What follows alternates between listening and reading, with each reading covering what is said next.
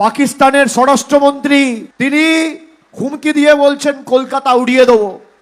সেই দিন প্রধানমন্ত্রী সভা করতে কুচবিহারে এলো, পাকিস্তানের প্রতি তার কোনো হুমকি বা পাকিস্তানের প্রতি কোনো জবাব তার সভা থেকে বা তার মুখ থেকে আমরা পেলাম না। তিনি আবার বলেন ঘাড় মে ঘুষকে মারুঙ্গা। আমরা চাই যে পাকিস্তান ভারতবর্ষের উপর আপনার সময়কালে জঙ্গিদের ঢুকিয়ে পেহেলগাম বা দিল্লিতে বিস্ফোরণ ঘটিয়েছে, সেই পাকিস্তান অধিগৃহীত কাশ্মীর ভারতবর্ষের অবিচ্ছেদ্য অঙ্গ। মোদিজি, আপনার বুকের পাটা থাকলে আপনি সেই ভারতবর্ষের জায়গাটা পাক অধিগৃহীত কাশ্মীর আপনি লড়াই করে দখল করুন, দেশের 130 কোটি মানুষ সমর্থন জানাবে।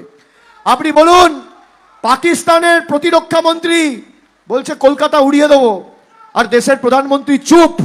আমরা লিখে রাখছি কাগজে, যেদিন কেন্দ্রে মমতা বন্দ্যোপাধ্যায় আর ইন্ডিয়ার সরকার আসবে না, সার্জিক্যাল স্ট্রাইক কাকে বলে পাকিস্তানকেও দেখাবো, বাংলাদেশকেও দেখাবো। घर में घुस के मारना किसको बोलता है, वो पाकिस्तान को भी दिखाएंगे और बांग्लादेश को भी दिखाएंगे। আমরা দেশদ্রোহী আর তুমি দেশপ্রেমিক, আর পাকিস্তান থেকে বাংলাদেশ থেকে ভারতবর্ষকে হুঙ্কার দেওয়া হচ্ছে, আর দেশের প্রধানমন্ত্রী চুপ। বলুন, যারা যুব সমাজের ছেলেরা আছেন, প্রতিনিধিরা আছেন, সমর্থন করেন?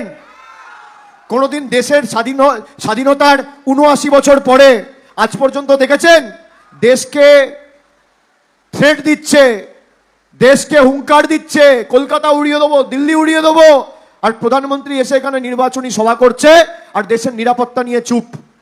আমরা কবে কার সাথে লড়াই করব আমেরিকা ঠিক করে দিচ্ছে। কি অবস্থা দেশের!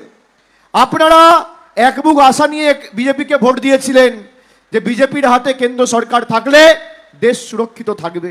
আজকে দেখুন, ভারতবর্ষ কবে যুদ্ধ করবে আমেরিকা ঠিক করছে, কখন শেষ করবে আমেরিকা ঠিক করছে, কাকে কোথায় পাঠাবে আমেরিকা ঠিক করছে, আমাদের কৃষকরা কি দামে বাজার থেকে কৃষি পদার্থ কিনবে আমেরিকা ঠিক করছে, কাকে কি বিক্রি করবে আমেরিকা ঠিক করে দিচ্ছে।